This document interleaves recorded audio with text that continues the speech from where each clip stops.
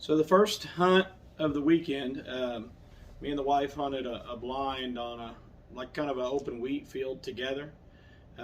This was on a 1,000-acre exotic area, um, and the only action we had the first night was a group of whitetail. Um, and the funny story about the whitetail are these are wild whitetail that actually jumped the fence to get into their exotic area, and then they never left. They say this tends to happen, but anyway, so the whitetail in this video and of the first hunt, wild whitetail that just jumped in and never left. That was our only action of the night, besides a few spiders around the blind. But I think we got a short clip of this. It's still pretty cool. So I'm sitting in this blind on the first evening hunt of the trip, and I look behind me. Look at the size of this spider. Hopefully this guy doesn't come in to visit. If he does, I may evacuate the blind. We'll see.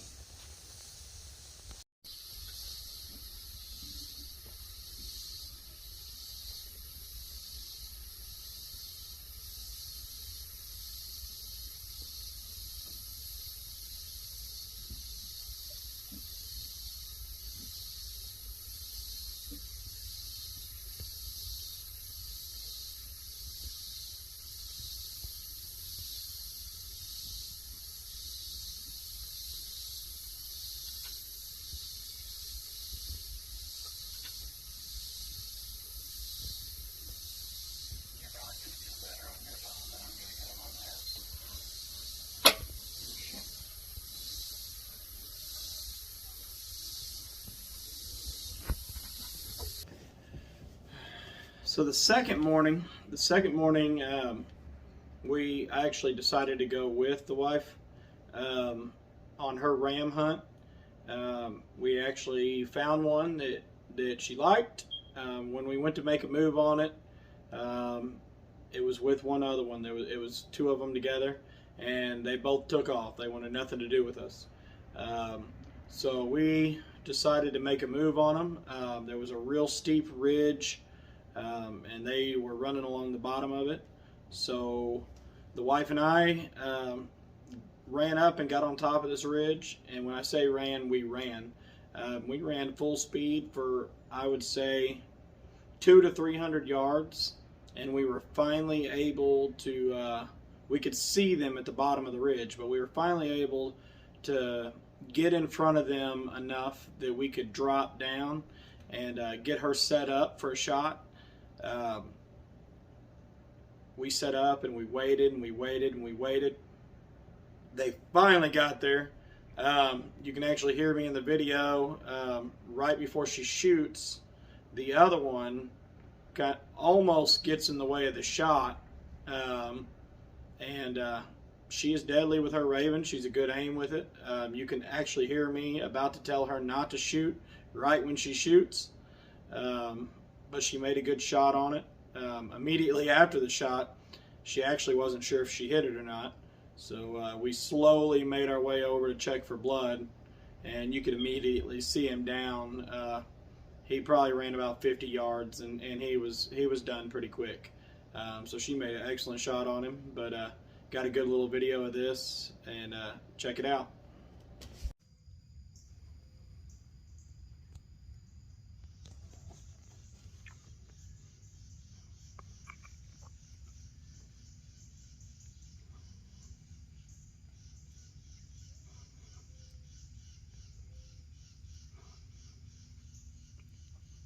Let him step past that first piece of brush.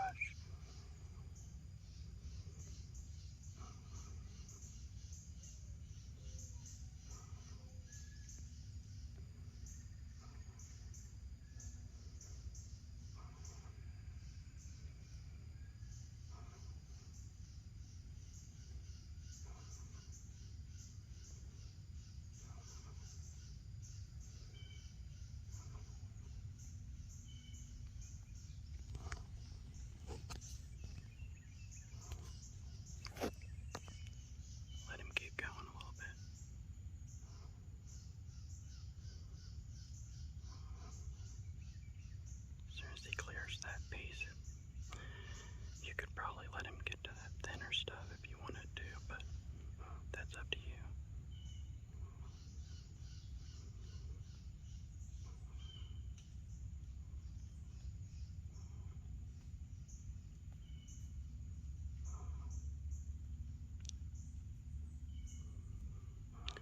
You might let him step right here if you're ready. Ocean. Put it right behind his shoulder. Ah, he's turning on you. Ah, let that big one's got him.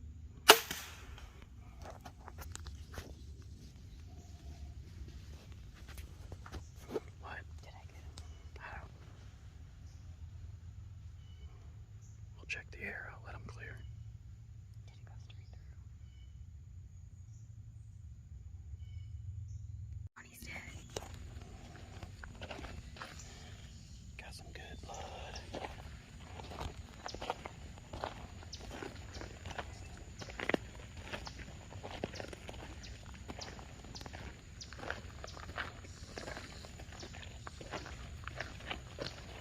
Go ahead and walk ahead of me.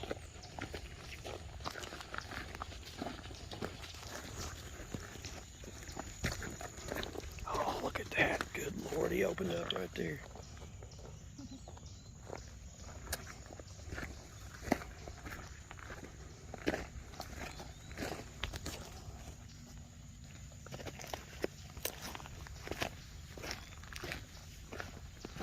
The old rage. The old raging raven lit him up. Holy shit, babe. The raging raven lit him up. Looky there. Look at that ram. Hey, baby. Nice job, babe. All right, one hunt down. Now we got to fill some more tags. You tell him. Good Lord, look at that. That rage lit him up. I knew it would. Look, he's got a little fur on him too. I like that. I kind of like the little fur. Can't go wrong with the raven. She gets it done with the raven. Alright, I'm going to show you a short little clip. Our view of the back door from the lodge. At night, there was actually two big ponds right behind the lodge. And at night, a lot of the animals, a lot of the fallow deer, which are beautiful, they would make their way up there to those ponds at night, them and the audads. So first thing in the morning when the sun was first coming up, you would have a lot of them out there, like right outside the back door. But as soon as the sun was up and they realized that there were people around, they would take off immediately. But a really cool view to be sitting there drinking a cup of coffee, watching all these beautiful animals out there. So check out this short clip.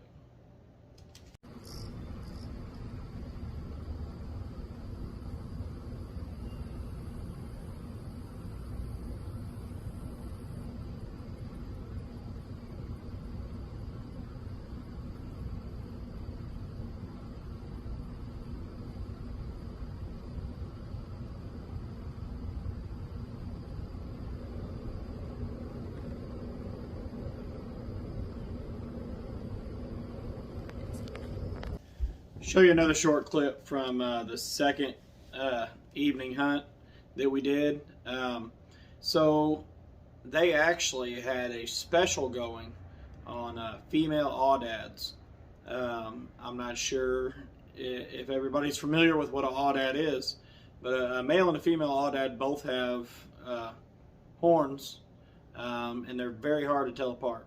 So they actually had a special going on female audads, and I honestly probably would have shot one, but I cannot tell the difference. The wife and I were both sitting there Googling, trying to figure out the differences, because I probably would have shot one if I could have told the difference. But we had one probably 20 yards in front of our blind in some tall grass playing peekaboo with us for about 30 minutes. It finally moved on later with a group of other audads, but beautiful animals, very hard to tell apart.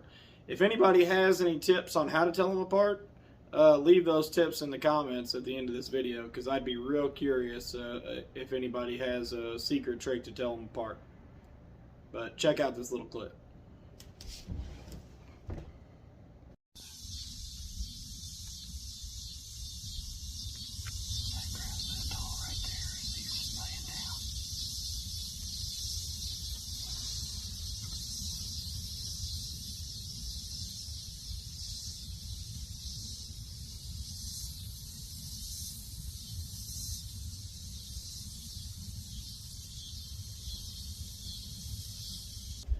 All right, so last but not least in this video, just to give a little summary, I was there hunting a Sika deer, a Sika buck. They do not run feeders at this place. I know a lot of places people go, they run feeders, and the animals kind of group up in certain areas, and they're really easy to hunt. I've been to places like that. This was not one of those places. So I was hunting one Sika buck in a 1,000-acre area, and I could not get on this guy for anything. My plan on this hunt was to go with my bow and to take him with my bow, and I actually started out bow hunting. And when I saw how hard it was going to be to get on this guy, I switched to my rifle, my trusty 30-30 Marlin, and I still could not get on this guy. So on the last morning, I finally got on him. I had him at about 60 yards. He was actually running with some bull elk, which are beautiful to see in person. Anyway, he was with this group of bull elk, and I had him at 60 yards, and there was a tree right in front of his vitals. So I had no shot. All I could do was look at him. He was gorgeous, dark chocolate brown, 3x3. I would have loved to take him home. It did not work out this time. So with it being the last morning, we were actually supposed to check out at 10. I quit hunting that deer probably closer to 11. They had a younger one in a different area on another 1,000-acre area. We had jumped him twice out of a pond on the trip. They're actually water deer, and they'll get in the pond like up to their neck. But he was running with a female and 2 young ones, and we had jumped him out of this pond 2 different days in a row. So I told the guide, I said, you know, I'm running out of time. Let's see if I can get on this one. So he actually dropped me off about 100 yards from the pond, and I was going to sneak up there and make a move on him. Well, when I got up there, nowhere to be found. So we were actually heading back to the lodge. I was about to give up, and I spotted the female in a creek up to her neck in water. So I knew he had to be around. And so I was able to get out and kind of sneak over there. I got within about 60, 70 yards, and I saw him pop up out of the water. So I was able to make a good shot on him. And he's not the one I wanted, but I'm very happy with him. Beautiful deer. And they're just really neat animals. So I made a good shot on him. He expired pretty quickly. And I was able to come home with a trophy as well. So I'll post some pics. I did not run video. It was kind of a bam situation. But all in all, we had a great trip, and I'll definitely be trying to go back soon.